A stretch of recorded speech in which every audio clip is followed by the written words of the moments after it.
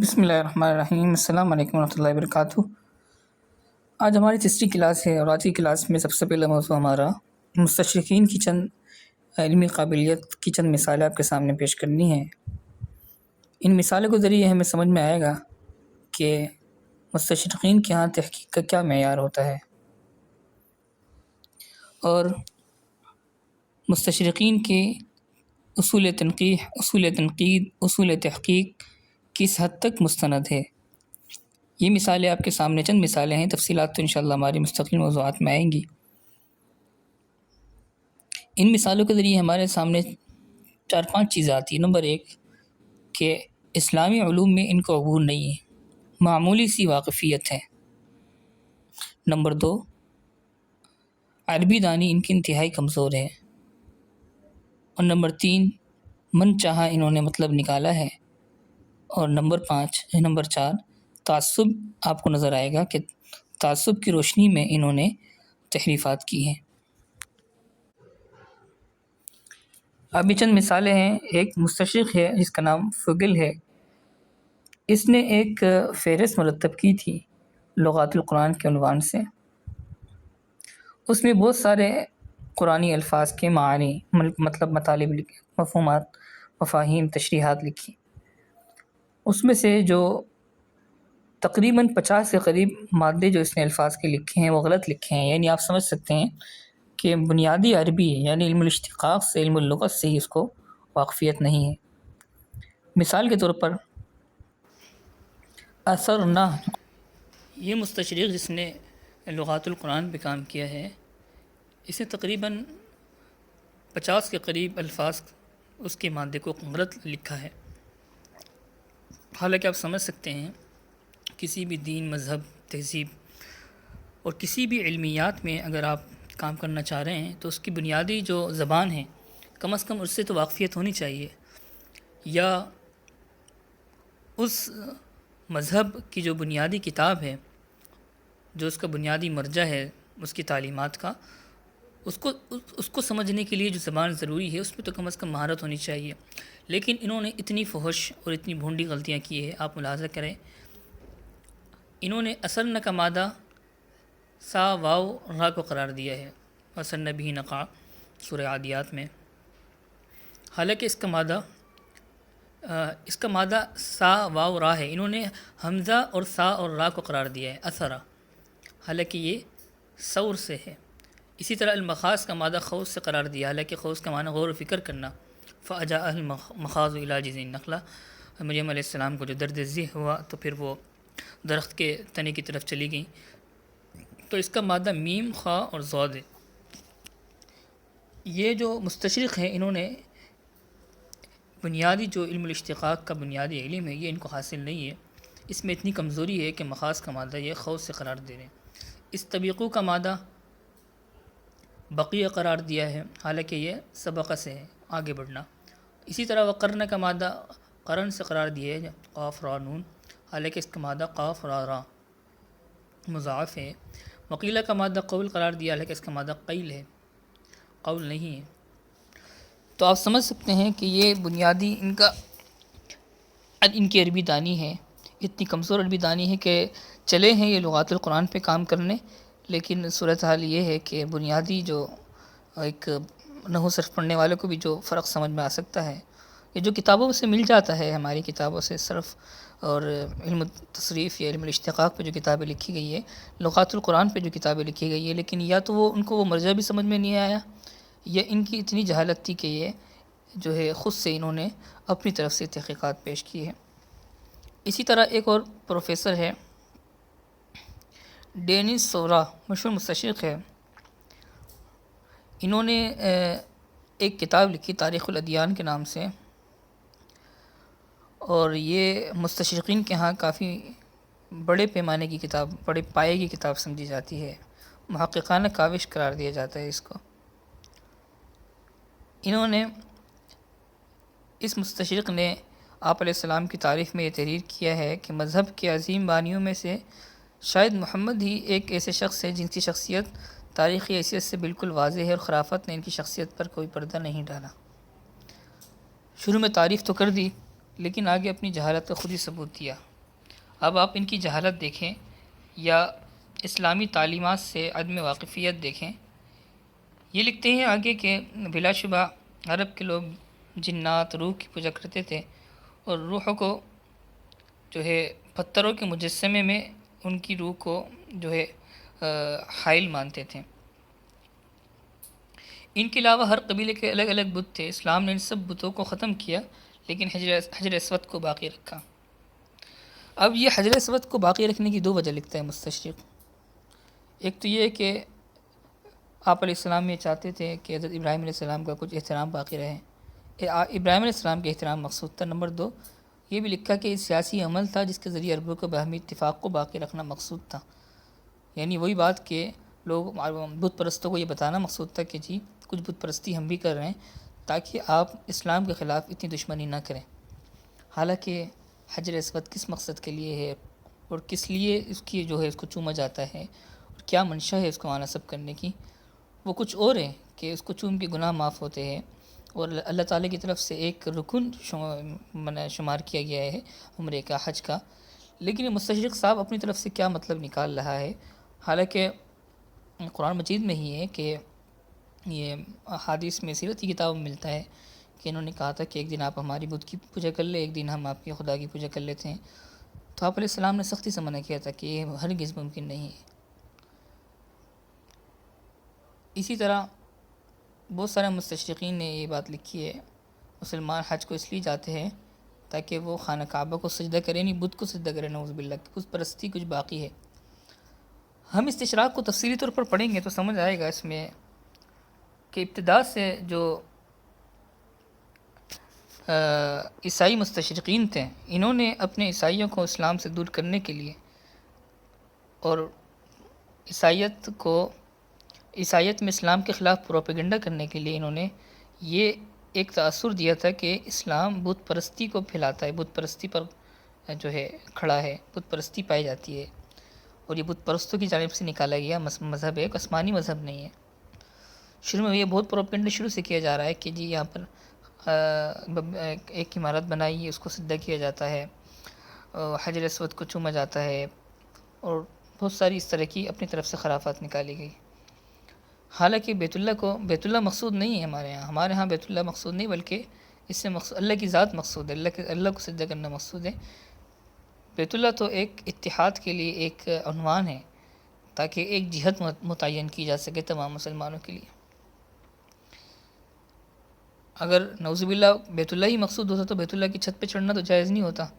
حالانکہ بیت اللہ کی چھت پر کوئی مسلمان چڑھ سکتا ہے۔ اگر بت ہے، اگر مسلمانوں کا خدا ہے تو کیا کوئی مسلمان بیت اللہ کی چھت پہ چڑھ سکتا ہے؟ حالانکہ یہ ہم دیکھتے ہیں کہ بیت اللہ کی چھت پہ شروع سے لوگ چڑھتے ہیں، صحابہ کے زمانے میں چڑھے، آپ علیہ السلام کے زمانے میں لوگ چڑھے۔ بہرحال اس کا تفصیلی جواب ہم نے دیا تھا، ہمارے یوٹیوب چینل پہ موجود ہے۔ اسی طرح ایک مستشرق ہے لوئی ونڈر مین ان کا نام ہے، اس نے اعتراض کیا ہے کہ حضرت زبیر رضی اللہ تعالیٰ عنہ اکثر حضرت خدیجہ کے رضی اللہ تعالیٰ عنہ کے گھر میں جایا کرتے تھے اور کبھی وہاں جا کے سو جاتے تھے، اور حضرت خدیجہ رضی اللہ تعالیٰ عنہ المؤمنین حضرت خدیجہ رضی اللہ تعالیٰ عنہ ان کے سر میں کنگھی کیا کرتی تھی۔ اور وہ دیکھیں یہاں سے وہ کتنا غلط معنی نکالنا چاہتا ہے کہ نعوذ باللہ اسلام میں اتنی سختی سے منع ہے نامحرم کے تعلقات، لیکن آپ علیہ السلام کے گھرانے میں نعوذ باللہ کچھ اس طرح کی چیزیں پائی جاتی ہیں، نعوذ باللہ ثم نعوذ باللہ۔ حالانکہ اس بیوقوف کو یہ نہیں پتا کہ حضرت خدیجہ رضی اللہ تعالیٰ عنہ حضرت زبیر رضی اللہ عنہ کی محرم تھی، ان کی سگی پھپھی تھی، غیر محرم نہیں تھی، اور پھپھی ہے، بڑی عمر کی ہے، نانی اور دادی کی طرح ان کا رشتہ ہے۔ اگر وہ بالوں میں محبت سے ہاتھ پھیر بھی دے تو یہ تو اچھی بات سمجھی جاتی ہے، کوئی بری بات تو نہیں ہے، لیکن یہ پروپیگنڈا اس طرح کرتے ہیں۔ آپ سمجھ سکتے ہیں کہ یہ الزامات تھے، ان نیچ قسم کے الزامات شمار کیے جاتے ہیں، اس کی کیٹیگری ہے نیچ قسم کے اعتراضات، جو تحقیق سے تو بہت دور ہے، انسانی اخلاقیات سے بھی گھرے ہوئے اعتراضات ہوتے ہیں، جس کو گستاخی بھی کہا جاتا ہے۔ مستشرق ہو ملحد ہو، یہ دونوں اس چیز میں یکساں ہمیں نظر آتے ہیں۔ اسی طرح یہودی مستشرق ہے ڈاکٹر گولڈ زیہر، بڑا مشہور نام ہے، حدیث کے عنوان پر، سیرت کے عنوان پر اس کا کام بہت زیادہ نظر آتا ہے، حدیث کے عنوان پر بہت زیادہ اس نے کام کیا ہے، بڑا اس میں گڑبڑ انہوں نے مچائی ہے۔ حجیت حدیث کو انہوں نے پامال کرنے کی کوشش کی ہے۔ بہرحال قرآن کے حوالے سے بھی انہوں نے لکھا، علوم قرآن پہ بھی لکھا ہے۔ انہوں نے اپنی کتاب میں ایک دلیل دی ہے کہ یہ کہا کہ قرآن کا کوئی لفظ، کوئی آیت محفوظ نہیں ہے، اور دلیل یہ دی ہے کہ شروع میں جب قرآن لکھا جا رہا تھا تو اس میں نقطے نہیں لگائے گئے تھے، اس لیے پتہ نہیں لوگوں نے کیا لکھا اور کیا پڑھا۔ اب آپ غور کریں کہ اس کی دلیل کتنی حماقت پر مشتمل ہے۔ حالانکہ یہ صرف قرآن کے حوالے سے اس طرح نہیں تھا، بلکہ شروع میں تمام نوشتے جات، تمام جو مخطوطات تھے وہ بغیر نقطوں کے تھے۔ عرب ان کو صحیح طرح سمجھتے تھے، پڑھتے تھے۔ اصل عربی زبان بغیر نقطوں کے تھی، اس میں کوئی ابہام نہیں تھا۔ نقطے تو بعد میں ایجاد ہوئے، 150 سال بعد، 100 سال بعد، جب عجم میں اسلام پھیلا تاکہ عجمیوں کے لیے آسانی ہو جائے۔ اور قرآن مجید کی حفاظت صرف کتابتاً نہیں تھی، بلکہ زیادہ تر تو شروع میں سینہ در سینہ قرآن مجید کی حفاظت کی گئی ہے، اس کو یاد کیا گیا، ذہنوں میں محفوظ کیا گیا۔ اب یہ دیکھیں، دو اس میں خرابی مغالطے اس کو لگے۔ ایک تو یہ تو سمجھا صرف کتابتاً قرآن مجید کی حفاظت ہوئی، دوسرا یہ ہے کہ نقطوں کے بغیر شاید عربوں کو بھی قرآن عربی سمجھ میں نہیں آتی ہوگی، یہ ان کے ذہن میں تھا۔ یہ جہالت کہہ لیں یا آپ اس کو تعصب کہہ لیں یا خود رائے کہہ لیں، آپ جو بھی کہہ لیں، بہرحال اتنی بڑی فوج غلطی اس مشہور مستشرق نے اپنی کتاب میں کی ہے۔ ہم اس کو مستقل پڑھیں گے حوالے جات کے ساتھ، ان کتابوں کے حوالے بھی آپ کے سامنے پیش کریں گے۔ ابھی ہماری ڈیمو کلاسیں ہیں ایک طرح سے، اس میں ہم کچھ قواعد، کچھ بنیادی معلومات آپ کے سامنے پیش کر رہے ہیں۔